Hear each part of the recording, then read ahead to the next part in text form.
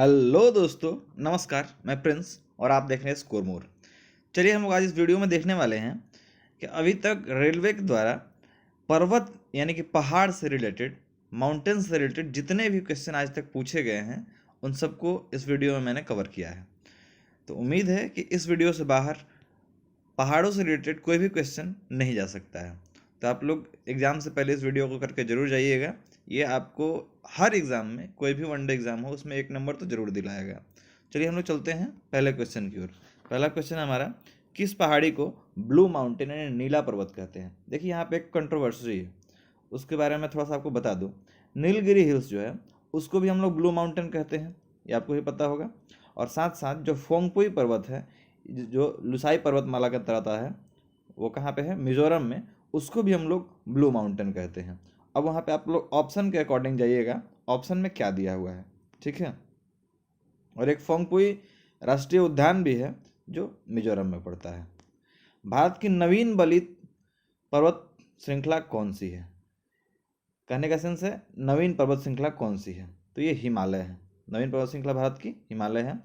वलित पर्वत कौन कौन से हो जाएंगे, यूराल हो जाएगा, रॉकी माउंटेन हो जाएगा, एंडीज पर्वत हो जाएगा, हिमालय हो जाएगा, अल्पस हो जाएगा। ये सब जो है वलित पर्वत है। वलित पर्वत कहने का मतलब ये सब पर्वत अभी भी बन रहे हैं, ठीक है। अभी बन के ख़त्म नहीं हुए, अभी भी बन रहे हैं। और पूछेगा कि पूरे दुनिया में सबसे पुराना पर्वत कौन सा है, तो वो हो जाएगा आपका अरावली रेंज, ठीक है। बढ़ते हैं आगे। किस पर्वत से जल चारों दिशाओं की तरफ प्रवाहित होता है, उस क्षेत्र को क्या कहा जाता है। देखिए यदि किसी पर्वत से जल जो है वो चारों तरफ प्रवाहित हो रहा है तो उस क्षेत्र को हम लोग अरीय अपवाह कहते हैं या फिर अपकेंद्रीय अपवाह कहते हैं। नदियाँ एक स्थान से निकलकर चारों दिशाओं में प्रवाहित होती हैं और वो नदियाँ जहाँ से निकल कर चारों तरफ फैल के जाती हैं उसको अपकेंद्रीय अपवाह के नाम से हम लोग जानते हैं। बढ़ते हैं हम लोग अगले क्वेश्चन की ओर। ये थोड़ा सा जियोग्राफी से आपके रिलेटेड क्वेश्चन था, वो मैंने बता दिया। जैसे एक एग्जांपल मैं आपको बता दूं, दक्षिण भारत में अमरकंटक पर्वत से निकलने वाली नर्मदा, सोन तथा महानदी, इसको अरीय प्रवाह कहा जा सकता है क्योंकि वो तीनों तीन तरफ, तीन दिशा में जाती है। तीन नदियाँ तीन दिशा में जाती हैं और निकलती कहाँ से हैं, तीनों अमरकंटक से ही निकलती हैं। नीलगिरी पर्वत की सबसे ऊंची चोटी कौन सी है। देखिए नीलगिरी पर्वत जो है उसका सबसे ऊंची चोटी है डोडा बेटा, जो तमिलनाडु में पड़ती है। आगे बढ़ते हैं हम लोग। नीलगिरी जो है उसका पेरेंट रेंज कौन है, वेस्टर्न घाट का वो एक पार्ट है। अच्छा, जो अरावली रेंज है उसका हाईएस्ट पीक कौन सा है, वो होता है आपका गुरु शिखर, जो माउंट आबू में है। और ईस्टर्न घाट यानी कि पश्चिमी जो घाट है उसका हाईएस्ट पॉइंट कौन सा है, तो इसको हम लोग कह सकते हैं जिंदांगा पीक। और हाईएस्ट पीक ऑफ वेस्टर्न घाट यदि हम लोग बात करें, ये हाईएस्ट पॉइंट है जिंदांगा पीक। और हाईएस्ट पीक की बात करते हैं तो इसको अनाई मुड़ी कह सकते हैं। अनाई मुड़ी जो है वो पश्चिमी घाट का सबसे ऊंचा पर्वत है। व्हाट इज कामेत, नामचा बरवा और ये गुरला मांधता, ये क्या है, तो ये सब हिमालय पर्वतमाला की चोटियां हैं। गुरला मांधता क्या है, ये हिमालय की नाला कंकर हिमालय श्रेणी के उच्चतम चोटी है। और आगे हम लोग देखते हैं ये गुरला मांधता तिब्बत में मानसरोवर झील के पास स्थित हिमालय का एक पर्वत है। कामेत पर्वत की जब बात करते हैं, यह उत्तराखंड राज्य के चमोली जिला में स्थित तिब्बत के सीमा से निकट का एक पर्वत ये है, शिखर है। यह भारत में तीसरा सबसे ऊंचा शिखर है। सबसे ऊंचा कौन सा है भारत में, तो कंचनजंगा है, उसके बाद नंदा देवी आता है, तीसरा में कामेत आता है। कौन सी पर्वत श्रृंखला स्विट्जरलैंड में स्थित है। देखिए कुछ ऑप्शंस थे जिसमें से आपको दिखेगा अल्पास जो पर्वतमाला है ये स्विट्जरलैंड में मिल जाए आपको। अल्पस कहाँ है, स्विट्जरलैंड में। ये पूर्णतः यूरोप में पड़ता है। 8 अल्पाइन देशों में यह पर्वतमाला स्थित है। तो 8 अल्पाइन देशों में नाम कौन कौन किस किस देश का आता है, तो देखिएगा France, Switzerland, Monaco, Italy, Liechtenstein, Austria, Germany और स्लोवेनिया। ये जो 8 देश हैं इनको हम लोग एक साथ अल्पाइन देश भी कहते हैं। क्यों, क्योंकि इसमें अल्पास पर्वत फैला हुआ है और अल्पास पर्वत जो है वो केवल यूरोप में ही है, उससे बाहर नहीं गया है। अब बात करते हैं यूराल की। यूराल जो है पश्चिमी रूस की एक पर्वत श्रृंखला है और कैकासस जो है माउंटेन है वो यूरोप और एशिया में है मूलतः। और इसमें कौन कौन से देश आते हैं, कैकासस कंट्रीज कौन कौन कहलाते हैं, तो अर्मेनिया, अजरबैजान, जॉर्जिया, ईरान, रसिया और तुर्की। ये सारे देशों को हम लोग क्या कहते हैं, कैकासस माउंटेन के अंदर आते हैं, तो कैकासस देश भी इनको कहते हैं। मेनली हम लोग कैकेसस देश में आर्मेनिया, अजरबैजान और जॉर्जिया को ही रखते हैं। ठीक है, बढ़ते हैं आगे। किस राज्य में अरावली पर्वतमाला का विस्तार नहीं है? देखिए, अरावली पर्वतमाला में विस्तार किसका नहीं है, तो देखिए पहले समझ लेते हैं अरावली पर्वतमाला है कहाँ तक।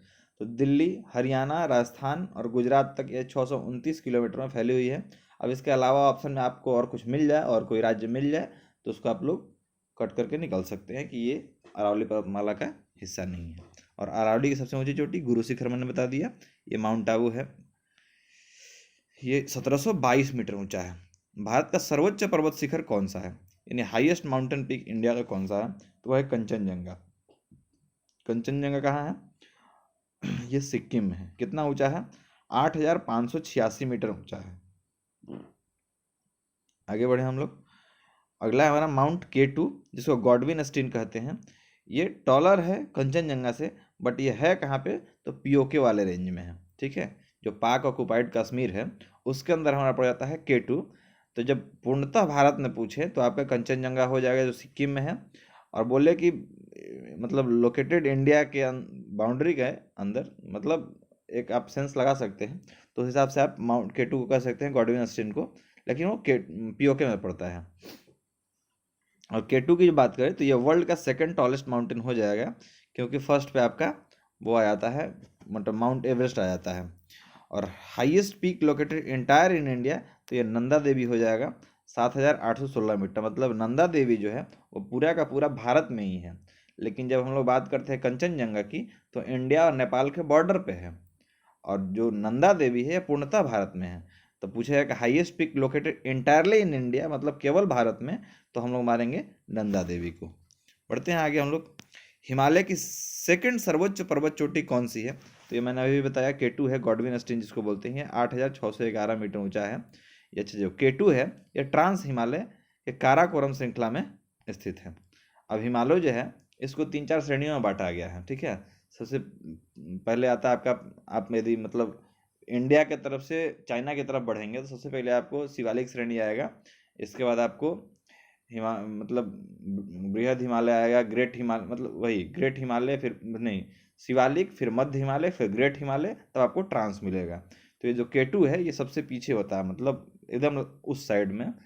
तो ये K2 जो है वो ट्रांस हिमालय के काराकोरम श्रृंखला में स्थित है। अच्छा, फर्स्ट माउंटेन कौन है, सबसे ऊंचा कौन है? तो ये हो जाएगा एवरेस्ट, माउंट एवरेस्ट, 8848.86 मीटर। ये 0.86 मीटर जो है, और अभी जो गणना हुआ है, मतलब लंबाई नापा गया इसका, तो इतना बढ़ा हुआ मिला ये। और थर्ड पे आ जाएगा आपका कंचनजंगा, जो आपका इंडिया और नेपाल के बॉर्डर पे है। भारत की सेकंड कौन सी है? तो नंदा देवी हो जाएगा। और फर्स्ट पूछा जाए तो कंचनजंगा हो जाएगा। और इंटायर इंडिया में फर्स्ट पूछा जाए तो नंदा देवी हो जाएगा। आगे देखिए, third highest peak in India, तो ये कामेत हो जाएगा। फर्स्ट कंचनजंगा, ये है नेपाल और इसके बॉर्डर पे, मैंने बता दिया था। बढ़ते हम लोग अगले क्वेश्चन की ओर। पर्वत के डाउनफील्ड को क्या कहते हैं? ध्यान रखिएगा, पर्वत जो होते हैं उनके डाउनफील्ड को क्या कहते हैं? तो नीचे धंसे हुए भाग को अभिनति कहते हैं, और ऊपर उठे हुए भाग को अपनति कहते हैं।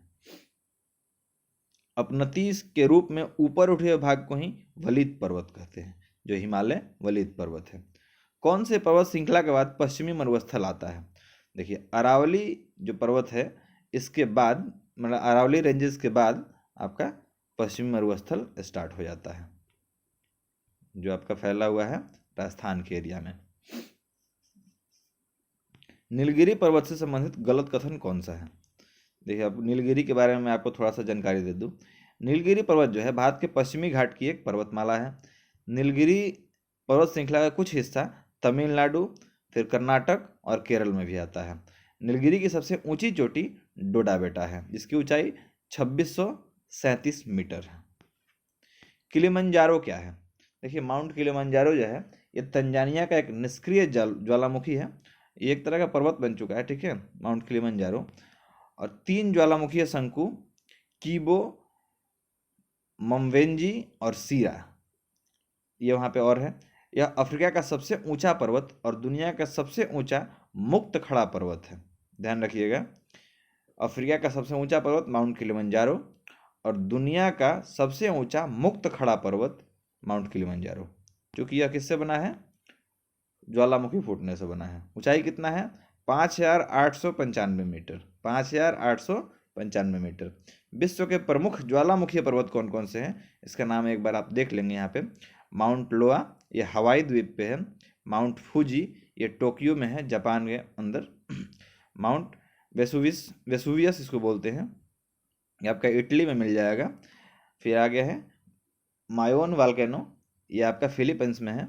माउंट सेंट हेलेंस, ये वाशिंगटन यूएसए में है।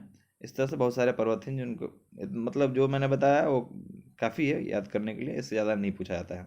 अरावली पर्वतमाला का सर्वोच्च शिखर कौन सा है? तो ये आपका हो जाएगा गुरु शिखर, जो 1722 मीटर ऊंचा है। ये माउंट आबू में पड़ता है। ठीक है, बढ़ते हैं हम लोग अगले क्वेश्चन की ओर। धूपगढ़ किस पर्वत की सबसे ऊंची चोटी है? तो महादेव पहाड़िया जो है यह सतपुड़ा श्रृंखला में स्थित है, उसकी सबसे ऊंची चोटी कौन सी है? धूपगढ़। ठीक है, 1352 मीटर ऊंचा है। बढ़ते हैं हम लोग अगले क्वेश्चन की ओर। धौलाधार रेंज किस पर्वत श्रेणी का भाग है? तो ये मध्य हिमालय या फिर कह सकते हैं कि लघु हिमालय का पार्ट है। कौन सा? धौलाधार रेंज। ये हिमाचल प्रदेश में पड़ता है। मध्य हिमालय किस एरिया में पड़ता है? हिमाचल प्रदेश में। पीर पंजाल रेंज जो है ये भी मध्य हिमालय का ही एक पार्ट है। Karakoram, Ladakh, Zanskar and Kailash mountain ranges ये ट्रांस हिमालयन के हैं, जो तिब्बत हिमालय रीजन में पड़ते हैं। हिमाद्री, जिसको हम लोग ग्रेटर हिमालय कहते हैं, और आगे हमारे पास आ जाएगा हिमांचल, ये लेसर हिमालय का पार्ट है। एंड द शिवालिक, ये आउटर हिमालय जिसको बोलते हैं, ये तिब्बतियन प्लेटू में है on the north trans Himalaya के। केटू पर्वत की ऊंचाई कितनी है? तो केटू, जिसको गॉडविन अस्टीन बोलते हैं, 8,611 मीटर ऊंचा है। ये भी ट्रांस हिमालय का एक पार्ट है। कैलाश पर्वत कहाँ है? तिब्बत में। रात्रि के समय पर्वत के ऊपर से नीचे की ओर या चोटी से ढाल की ओर बहने वाली पवनों को क्या कहते हैं? ध्यान रखिएगा, रात्रि के समय में पर्वत पर ऊपर से नीचे की ओर, ऊपर से नीचे की ओर या फिर चोटी से मतलब ऊपर से ढाल की ओर बहने वाली जो हवा होती है उसको क्या कहते हैं? उसको अवरोही पवन कहते हैं। ठीक है, कटाबैटिक विंड बोलते हैं उसको। पवनें उच्च दाब से न्यून दाब वाले क्षेत्रों की ओर हमेशा चलती हैं, इसलिए ऊपर से ये नीचे आती हैं। अब एक आता है एनाबैटिक, ये अन्य नाम घाटी समीर इसको कहते हैं। एनाबैटिक को घाटी समीर कहते हैं और कैटाबैटिक को पर्वत समीर कहते हैं। और पवनें स्थानीय पवन कहलाती हैं। ये सभी जो पवनें हैं यानी ये सब जो हवाएं हैं इसको स्थानीय पवन वहाँ पे कहते हैं। बढ़ते हैं हम लोग अगले क्वेश्चन की ओर। अच्छा, एनाबैटिक पवन जो है वो दिन के दौरान पर्वतीय प्रदेशों में गर्म ढाल हो जाते हैं और वायु ढाल के साथ साथ ऊपर बढ़ती हैं। और कैटाबैटिक पवन जो है वो रात्रि के समय पर्वतीय ढाल ठंडे हो जाते हैं और सघन वायु घाटी में नीचे उतरने लगती है। बढ़ते हैं आगे। हिंदुकुश पर्वतमाला की सबसे ऊंची चोटी कौन सी है? तो हिंदुकुश पर्वतमाला की सबसे ऊंची चोटी त्रिची मीर है, जो 7,708 मीटर ऊंचा है, पाकिस्तान में पड़ता है। ये जो हिंदुकुश पर्वतमाला है पाकिस्तान में पड़ता है। अच्छा, फैला कहाँ कहाँ है? तो हिंदुकुश पर्वतमाला अफगानिस्तान, पाकिस्तान और तजाकिस्तान तक फैला हुआ है। पश्चिमी घाट की कौन सी पहाड़ी नहीं है? देखिए, पश्चिमी घाट में कौन सी पहाड़ी नहीं पड़ेगी? तो इसमें ऑप्शन है आपके पास नीलगिरी, सह्याद्री, अन्नामलाई और महेंद्रगिरी। तो यहाँ पे आपको दिख रहा होगा कि महेंद्रगिरी जो है वो ईस्टर्न घाट की मतलब एक रेंज है जो उड़ीसा में पड़ती है, और अन्नामलाई जो है ये हाथियों के लिए जाना जाता है, ये तमिलनाडु और केरल में पड़ता है। नीलगिरी जो है इसका सर्वोच्च शिखर जो है वो डोडाबेटा है। और वेस्टर्न घाट का सबसे ऊंचा पॉइंट कौन सा है? अन्नाईमुडी है। लेकिन जो ये आप सह्याद्री देख रहे थे, सॉरी महेंद्रगिरी जो देख रहे थे, ये उड़ीसा में पड़ता है, तो आंसर आपका महेंद्रगिरी हो जाएगा। ठीक है, बाकी सब पश्चिमी घाट के रेंज के चीज़ है। पश्चिमी घाट को अलग अलग राज्यों में किस नाम से जाना जाता है? देखिए, पश्चिमी घाट को महाराष्ट्र में हम लोग जानते हैं सह्याद्री के नाम से, केरल में सह्या पर्वतम के नाम से जानते हैं, और तमिलनाडु में नीलगिरी मलाई के नाम से इसको जाना जाता है। पश्चिमी घाट के पर्वत कौन कौन से हैं याद रखिएगा। अन्नाईमुडी केरल में पड़ता है। नीलगिरी माउंटेन, इसका हाईएस्ट पीक आपका डोडाबेटा हो जाएगा जो तमिलनाडु में पड़ता है। चंद्रद्रोणा हिल रेंज ये आपके कर्नाटक में मिल जाएंगे। अस्त्यमलाई ये केरल और तमिलनाडु में मिलेगा। कलसुबाई पीक जो है ये महाराष्ट्र में मिलेगा। ये आपको याद रखना पड़ेगा। बढ़ते हैं हम लोग अगले क्वेश्चन की ओर। अगला क्वेश्चन है हमारा, भारत के पर्वतीय क्षेत्रों में कौन से वन पाए जाते हैं। देखिए, भारत के पर्वतीय क्षेत्र जो है इसमें चीर, पाइन, मैपल, केडर, ओक, देवदार, ये सब के वृक्ष मिल जाते हैं। ठीक है, और काई और लाइकेन भी मिलते हैं। उत्तर भारत और दक्षिण भारत में कौन सी पर्वतमाला अलग करती है। देखिए, उत्तर भारत और दक्षिण भारत को विंध्य रेंज जो है वो अलग करती है। पूर्वी घाट और पश्चिमी घाट का मिलन बिंदु कौन सा है, तो नीलगिरी हिल्स जो है वही मिलन बिंदु है, पूर्वी घाट और पश्चिम घाट का। यूराल माउंटेन किस महाद्वीप को अलग करता है। एशिया और यूरोप को अलग करने वाला कौन है, यूराल माउंटेन है। यह पश्चिमी रूस की एक पर्वत श्रृंखला है। यह पर्वत श्रृंखला उत्तर में आर्कटिक महासागर से दक्षिण में कैस्पियन सागर तक फैली हुई है, इसलिए यह एशिया और यूरोप को अलग करती है, यूराल माउंटेन। एशिया महाद्वीप के बाहर सबसे ऊंचा पर्वत शिखर कौन सा है। एशिया महाद्वीप के बाहर जब देखेंगे तो सबसे ऊंचा हो जाएगा माउंट एकांकागुआ, जो 6,961 मीटर ऊंचा है। ये पड़ता कहाँ है, अर्जेंटीना पड़ता है, जो दक्षिण अफ्रीका का एक देश है, दक्षिण अमेरिका का एक देश है अर्जेंटीना। विश्व की सर्वोच्च शिखर ये माउंट एवरेस्ट 8,848, और उसके बाद आपका माउंट एकांकागुआ। एशिया के बाहर जब देखेंगे तो कहाँ पड़ेगा, दक्षिण अमेरिका में पड़ेगा, अर्जेंटीना में। गिरनार पहाड़ी पर होने वाले आम का नाम क्या है। सेफ्रन, कलर्ड केसर और गिर केसर मैंगो। यह गिरनार पहाड़ी जो है जूनागढ़ गुजरात में है, और यहाँ पे एशियाटिक लायंस की संख्या काफ़ी ज़्यादा देखी जाती है। बढ़ते हैं हम लोग अगले क्वेश्चन की ओर। रायसीना की पहाड़ी पर कौन सा पैलेस है। देखिए, रायसीना की पहाड़ी जो है यहाँ पर राष्ट्रपति का आधिकारिक आवास और राष्ट्रपति भवन भी है, सेक्रेटेरिएट बिल्डिंग भी है। ये है कहाँ, रायसीना पहाड़ी, नई दिल्ली में। 1950 के पहले तक इसे वायसराय हाउस के रूप में जाना जाता था। सेक्रेटेरिएट बिल्डिंग जो है इसको 1950 के पहले वायसराय हाउस के रूप में जाना जाता था, और इस इलाके का नाम लुटियंस था। अभी भी इसको लुटियंस दिल्ली बहुत लोग कहते हैं। और कई बार एक क्वेश्चन आता भी है कि दिल्ली का डिजाइन किसने किया था, तो एडविन लुटियंस ने किया था, और उसका एक चेला था, याद रखिएगा, बेकर। तो लुटियंस और बेकर था। ठीक है। 23 जनवरी 1931 को पहली बार अंग्रेजों के ज़माने में viceroy of India Lord Irwin यहाँ रहने आए थे। कांदुका पहाड़ी पर स्थित मुद्रेश्वर टेम्पल किस राज्य में है। ये उत्तर कन्नड़ा जिला कर्नाटक में पड़ता है। ठीक है। किसको लुढ़कती हुई पहाड़ियाँ यानी कि लैंड ऑफ रोलिंग हिल्स के राज्य के रूप में जानते हैं, तो इसको मिजोरम को जानते हैं। ठीक है। मिजोरम को किस नाम से जानते हैं, लैंड ऑफ रोलिंग हिल्स के नाम से। और लैंड ऑफ ब्लू माउंटेन ये भी मिजोरम को ही कहते हैं। Which is the outer most range of Himalaya. Himalaya की सबसे बाहरी श्रेणी कौन सी है। तो यदि हम लोग भारत की तरफ से देखेंगे तो शिवालिक, और चाइना की तरफ से देखेंगे तो ट्रांस हिमालय। ठीक है। ये दोनों तरफ से बाहरी हैं। बीच में आपका जैसे शुरू से चलेंगे, ध्यान रखिएगा। मान लीजिए ये इंडिया का मैप है, इस तरह से मान लीजिए ये इंडिया का मैप है, और यहाँ पे आपका पूरा का पूरा पड़ता है क्या, हिमालय। तो इस हिमालय रेंज में मैं आपको बता दूं, सबसे पहले आपको मिल जाएगा यहाँ पे शिवालिक। शिवालिक के बाद आप बढ़ते हैं तो ये मिल जाएगा आपको मध्य हिमालय। मध्य हिमालय से जब आप ऊपर बढ़ते हैं तो यहाँ पे मिल जाएगा आपको ग्रेटर हिमालय, और ग्रेटर हिमालय से आगे जब बढ़ेंगे तो आपको मिल जाएगा ट्रांस हिमालय। यही 4 रेंजेस हैं, तो इसको आपको याद रखना है।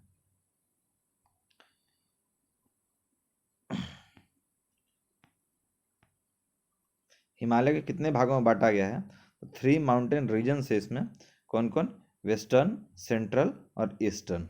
वेस्टर्न, सेंट्रल और ईस्टर्न रेंजेस कौन कौन से हैं, तो हिमाद्री या फिर ग्रेटर हिमालय कह सकते हैं उसको, और फिर दूसरा है हिमाचल या फिर रेजर हिमालय, और तीसरा है शिवालिक या फिर साउदर्न या फिर आउटर मोस्ट हिमालय इसको बोलते हैं। 2019 में भारतीय हिमालय ट्रैकिंग के लिए कितनी चोटियाँ खोली गई थी। तो 15 अगस्त 2019 को भारतीय हिमालय में चढ़ाई के लिए 137 नए पर्वतारोहण और ट्रैकिंग चोटियों को खोलने की घोषणा की गई थी।